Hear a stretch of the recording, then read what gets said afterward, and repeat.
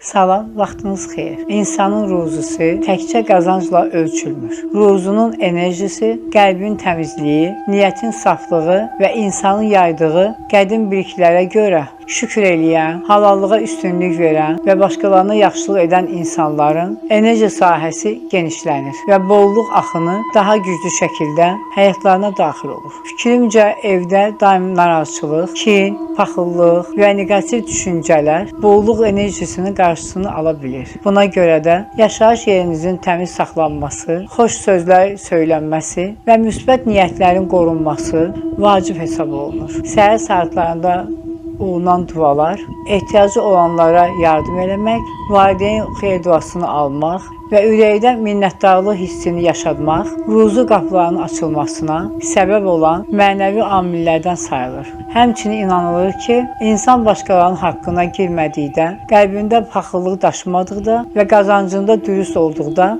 bolluq enerjisi onun həyatına daha güclü təzahür edir.